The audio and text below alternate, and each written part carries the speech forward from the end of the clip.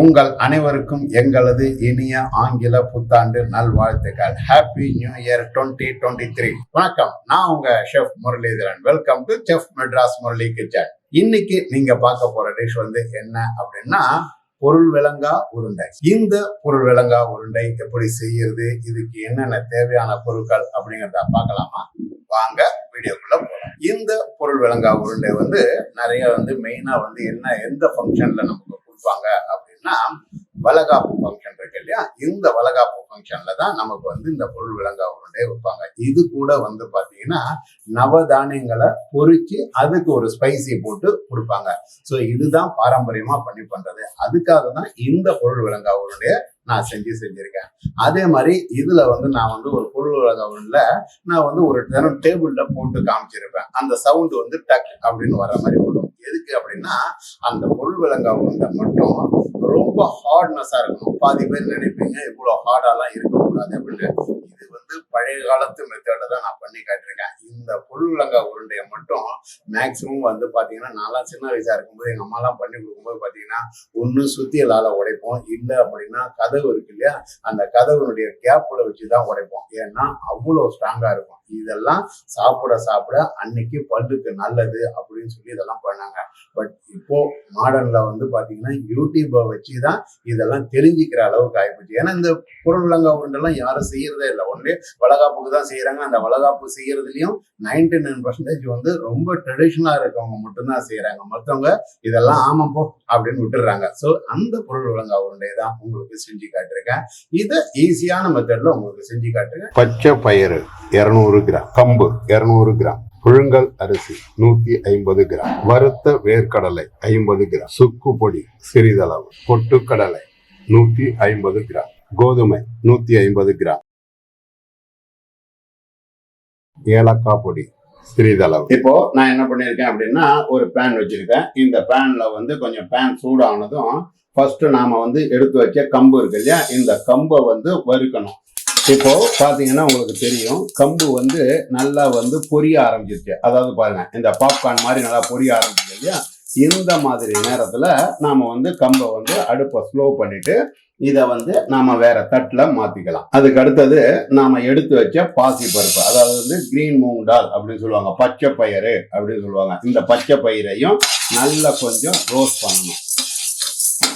இப்போ இந்த பச்சை பயிர் லைட்டா அந்த பச்சை கலர்ல இருந்து லைட்டா ஒரு மாதிரி ப்ரௌன் கலர் அப்படிங்கிற மாதிரி மாறும். அதுதான் நமக்கு பச்சை பயிறு வறுத்தாச்சு அப்படிங்கிறது. இப்போ இது வறுத்தாச்சு. இந்த சூட்லயே, அதாவது நமக்கு பேன் சூடாயிருக்கு, இந்த சூட்லயே இந்த பொட்டுக்கல்லையும் நாம என்ன பண்ணலாம், ஒரு லைட்டா ரோஸ்ட் பண்ணலாம். பொட்டுக்கல்ல ஆல்ரெடி கொஞ்சம் கரகரப்பா தான் இருக்கும்.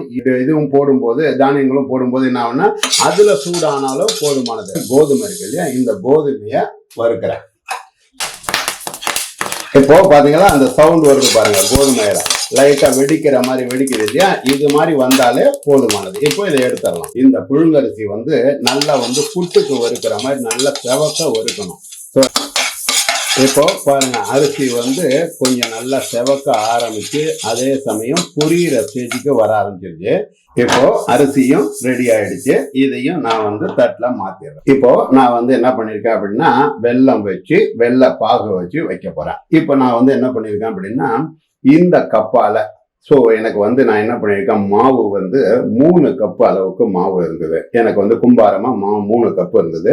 நான் இதுக்கு என்ன பண்ணியிருக்கேன் அப்படின்னா ஒரு 2 கப்பு அளவுக்கு வெல்லம் நான் வச்சிருக்கேன். ஸோ எனக்கு இது திட்டமா இருக்கும் அப்படிங்கிறதுக்காக நான் வச்சிருக்கேன். 3 கப்புக்கு 2 கப்பு வச்சிருக்கேன். நான் ஏற்கனவே உங்களுக்கு சொல்லியிருக்கேன், அதாவது உருண்டையில கொஞ்சம் கொஞ்சமா தான் நாம போட்டு உருட்டணும் அப்படின்னு சொல்லியிருக்கேன். அதனாலதான் நான் என்ன பண்ணியிருக்கேன், 3 கப்பு மாவுக்கு 2 கப்பு அளவுக்கு வெள்ளத்தை வச்சு உருட்டிட்டு அதன் பிறகு பத்தலை அப்படின்னா நம்ம மறுபடியும் வச்சுக்கலாம். இதையும் உங்களுக்கு காட்டுறேன். இப்போ வெல்லம் போட்டாச்சு, கொதிக்குது. தண்ணி கொஞ்சமா தான் ஊற்றணும். நம்ம பாகு அப்படின்னும் போது நிறைய ஊற்றக்கூடாது. கொஞ்சமா தண்ணி ஊற்றி இதை நல்லா கொதிக்க வைக்கணும். கொதிக்க வச்சுட்டு இதனுடைய பாகு பதம் என்ன அப்படிங்கிறதையும் உங்களுக்கு காட்டுறேன். இப்போ பாருங்க, வெல்லம் நல்லா கொதிக்க ஆரம்பிக்குது. அதாவது இதுக்கு பதம் என்ன அப்படின்னா, நாம எடுத்து உருட்டணும் அப்படின்னா அந்த வெல்லம் நம்ம உருட்டணும் கையில, அதே சமயம் சாஃப்ட்னஸ் இருக்கணும். இதுதான் கணக்கு. இப்போ இதை பாருங்க, வெல்லம் வந்து கையில நான் வந்து எடுத்து உருட்டுறேன். கிட்டத்தட்ட வந்து உங்களுக்கு வந்து இப்போ அந்த பதம் அப்படிங்கிறது லைட்டா வர ஆரம்பிக்குது. உங்களுக்கு பாத்தீங்கன்னா தெரியும். இதை பாத்தீங்களா நான் உருட்டுறது. இந்த நேரத்துல ஃபயர் வந்து மீடியமா வச்சுக்கோங்க. காரணம் என்னன்னா ரொம்ப நேரம் ஆனிச்சுன்னா டக்குன்னு வெல்லம் வந்து ஒரு மாதிரி கலர் மாறிடும். இப்போ இந்த பதம் ஆயிருக்கு. இப்போ என்ன பண்ணுங்க, மறுபடியும் ஒரு தரம் கிளறி விட்டுக்கோங்க. ஸோ இந்த வெள்ளை பாகு வந்து நமக்கு வந்து ரெடி ஆயிருக்கு. இந்த நேரத்தில் நான் என்ன பண்றேன் அப்படின்னா அடுப்பை ஆஃப் பண்ணிட்டு மாவுல வந்து கொஞ்சம் கொஞ்சமா ஊத்தி தான் நாம வந்து இதை கிளற போறோம். அதையும் உங்களுக்கு நான் காட்டுறேன். இப்போ பாத்தீங்க அப்படின்னா நான் என்ன பண்ணிருக்கேன் அப்படின்னா இது எல்லாத்தையும் பவுடர் பண்ணிருக்கேன். ஸோ இந்த பவுடர் வந்து லைட்டா கொஞ்சம் குறகுறப்பா தான் இருக்கும். ரொம்ப நைஸா நீங்க பண்ணக்கூடாது. அதாவது வந்து ரவையை விட கொஞ்சம் மெல்லிசா இருக்கிற மாதிரி, அதாவது நைஸா இருக்கிற மாதிரி தான் இருக்கணும். ரொம்ப வெல்லம் வந்து ஜாஸ்தி இருந்தாலும் நல்லா இருக்காது. அதே மாதிரி இந்த வெல்லம் வந்து மொத்தமா ஊத்தி உருட்டக்கூடாது. காரணம் என்ன அப்படின்னா இந்த பொருள்விளங்கா உருண்டையில கொஞ்சம் கொஞ்சமா தான் உருட்டணும். இப்போ அதையும் உங்களுக்கு நான் காட்டுறேன். இப்போ இந்த மாவுலயே நாம என்ன பண்ணலாம் அப்படின்னா ஏலக்காய் பொடி, சுக்கு பொடி இது எல்லாத்தையும் ஆட் பண்ணிட்டு வறுத்த வேர்க்கடலை இருக்கு இல்லையா, இதை வந்து பவுடர் பண்ணி ஒரு சில பேர் போடுவாங்க. நான் வந்து என்ன பண்ணிருக்கேன் அப்படின்னா மேல பருப்பு தெரியணும் அப்படிங்கிறதுக்காக நான் வந்து உடைச்சி இதை போட்டிருக்கேன். இப்போ பாருங்க நான் என்ன பண்ணிருக்கேன் அப்படின்னா இந்த மாவு வந்து நம்ம வந்து ஏலக்காய் பொடி, சுக்கு பொடி எல்லாம் போட்டாச்சு. போட்ட பிறகு நான் என்ன பண்றேன் அப்படின்னா இதுல வந்து மாவை வந்து ஃபர்ஸ்ட் நாம வந்து மிக்ஸ் பண்ணிக்கலாம். ஏன்னா ஏலக்காய் பொடி இதெல்லாம் போட்டிருக்கோம் இல்லையா, இப்படி போட்டுட்டு இந்த மாவை இப்படி ஓரமா வச்சுக்கோங்க. ஓரமா வச்சுக்கிட்டு இதை பார்த்தீங்களா நான் வந்து வெல்லம் வந்து கம்மியாக தான் ஊற்றுறேன். ஸோ உங்களுக்கு நான் காட்டியிருக்கேன் பாதி வெல்லம் அளவுக்கு தான் ஊற்றுறேன். அதே மாதிரி இதை பாருங்க இந்த வறுத்த வேர்க்கடலை இருக்கு பார்த்தீங்களா, இதையும் வந்து நான் வந்து கொஞ்சமாக போட்டுக்கிறேன். ஸோ இந்த இதை போட்டுட்டு நாம் என்ன பண்ணலாம் அப்படின்னா மாவு வந்து ஃபஸ்ட்டு இப்படி நல்லா வந்து மிக்ஸ் பண்ணிக்கலாம். இந்த மாதிரி ஃபஸ்ட்டு நீங்கள் மிக்ஸ் பண்ணிக்கங்க. மிக்ஸ் பண்ணும்போதே கொஞ்சம் வந்து பார்த்தீங்க அப்படின்னா சூடு ஓவராக தான் இருக்கும். இந்த சூட்டோட தான் நாம் வந்து உருட்ட ஆரம்பிக்கணும். அப்போ தான் இது வந்து கரெக்டாக இருக்கும். ஏன்னா பொருள்விளங்கா உருண்டை அப்படிங்கிறது வந்து அந்த சூட்டோட உருட்டக்கூடியது தான். ஸோ சைஸ் வந்து உங்களுக்கு தேவையான சைஸில் நீங்கள் உருட்டிக்கலாம். இப்போ நான் எப்படி உருட்டுறேன் பார்த்தீங்களா? ஸோ இந்த மாதிரி வரணும். இப்போ உருட்டிட்டு உங்களுக்கு நான் காட்டுறேன். பாருங்க நமக்கு வந்து அந்த வெள்ளை பாகு வந்து இந்த மாதிரி நல்லா கொஞ்சம் மிக்ஸ் ஆகணும். ஸோ அந்த தொடும்போதே எனக்கு எவ்வளோ சூடு இருக்குது அப்படிங்கிறது எனக்கு தெரியும். கை பொறுக்கிற சூடில் இருந்து உருட்டினா தான் உங்களால் உருட்ட முடியும். அதே மாதிரி இந்த உருட்டும் போதே இந்த மேலே வந்து இந்த மாவு பதம் இருக்கு இல்லையா, இந்த மாவு வந்து அப்படி தான் இருக்கும். இப்போ பாருங்க நான் என்ன பண்ணுறேன் அப்படின்னா மறுபடி வந்து உங்களுக்கு வந்து இந்த வந்து மாவில் வந்து வெல்லத்தை சேர்க்கணும். ஸோ வெல்லம் வந்து எப்படி ஆயிடுச்சு பார்த்தீங்களா உங்களுக்கு பாருங்க. இப்போ என்ன பண்ணணும், இதை வந்து லைட்டாக லூஸ் பண்ணிக்கிட்டு நம்ம ஒரு சூடு பண்ணிட்டு பண்ணலாம். அப்போ தான் கரெக்டாக இருக்கும். இப்போ பாருங்க நான் வந்து என்ன பண்ணியிருக்கேன், மறுபடியும் இதை வந்து லூஸ் பண்ணிட்டு இந்த மாவில் வந்து நான் சேர்த்துக்கிறேன். ஸோ உங்களுக்கு ஆல்ரெடி நான் சொல்லியிருக்கேன் கொஞ்சம் கொஞ்சமாக தான் நாம் வந்து சேர்க்குறோம் அப்படின்னு சொல்லிட்டு. இப்போ இதை வந்து ஃபுல்லாக வந்து நான் வந்து மாவில் ஊற்றிட்டேன். ரொம்பவும் வெல்லம் ஊற்றுனதும் டக்குன்னு வச்சிடக்கூடாது கையை.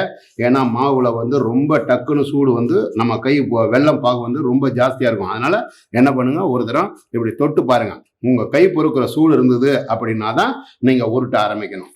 இப்போ பாருங்கள் நான் வந்து தொட்டு பார்க்குறேன். ஸோ வந்து நமக்கு கை பொறுக்கிற சூடு வருது. அதே மாதிரி எடுத்ததும் டக்குன்னு உள்ள கையை வச்சிருக்கக்கூடாது.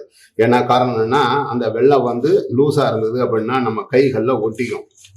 ஸோ அதனால் என்ன பண்ணுங்கள், கொஞ்சம் கொஞ்சமாக இந்த மாதிரி பண்ணுங்க. பண்ணிவிட்டு அதன் பிறகு இப்படி உருட்டி பாருங்கள்.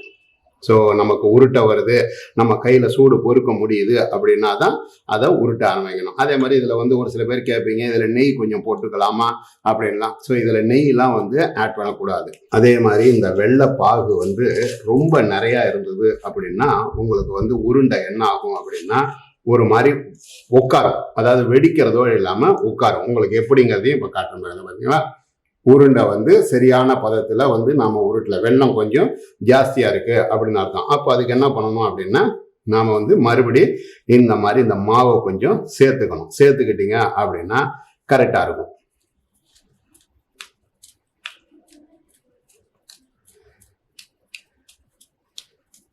பார்த்தீங்களா இப்போ எப்படி இருக்கு. ஸோ இதெல்லாம் உங்களுக்கு வந்து என்ன ப்ராப்ளம் வரும் அப்படிங்கிறது சேர்த்து நான் உங்களுக்கு சொல்லித்தரேன். இப்போ உருட்டும் போதே உங்களுக்கு தெரியுது, முதல்ல அந்த உருண்டை வெடிப்பு இருந்தது, இப்போ அந்த வெடிப்பு இல்லை. காரணம் என்னன்னா, நமக்கு வெள்ளைப்பாகு ஜாஸ்தியா இருந்தாலும் உருட்ட முடியாது. இதை பாருங்க, இப்போ இது வெள்ளைப்பாகு நல்லா நிறைய போட்டிருக்கோம். மாவுல சேர்த்துக்கலாம். இப்படி சேர்த்துக்கிட்டு உருட்டினீங்க அப்படின்னா நல்ல அருமையா இருக்கும். அந்த மேல அந்த மாவுனுடைய கலர் லைட்டா தெரிகிற மாதிரி தெரியணும். அதுதான் பொருள் விளங்கா உருண்டைக்கு கரெக்டான இதுல இருக்கு. அதனாலதான் நம்ம மாவுல ஒரே தரம் சேர்க்கறது இல்லை. நம்ம கொஞ்சம் கொஞ்சமா சேர்த்து மாவு பாதி வச்சுக்கிட்டு பாதி நம்ம உருட்டுற மாதிரி உருட்டுறோம். அதே மாதிரி இதுல முந்திரி பருப்பும் தேவையே இல்லை, வேர்க்கடலை தான் போடுவாங்க. இந்த வேர்க்கடலைய முழுசா பார்த்தா அதை தெரிகிற மாதிரி இருந்தது அப்படின்னா நல்லா இருக்கும். இப்போ பாருங்க, சுவையான பொருள் விளங்கா உருண்டை ரெடி ஆகி போச்சு. இதை மாதிரி உங்க வீட்டில் செஞ்சு பாருங்க. நான் ஈஸியான மெத்தட்ல உங்களுக்கு சொல்லி காட்டிருக்கேன். இப்போ பாருங்க, நான் டேபிள்ல போட்டு காட்டுவேன். அந்த மாதிரி ஹார்டா இருக்கணும்.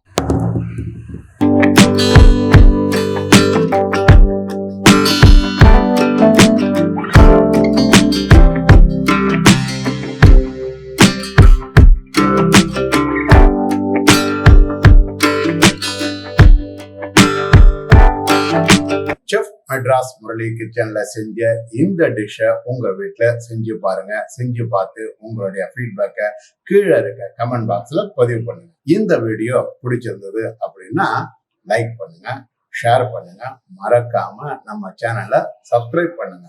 இது மாதிரி சூப்பரான வேற ஒரு டிஷ்ல வேற எபிசோட்ல உங்களை சந்திக்கிறேன்.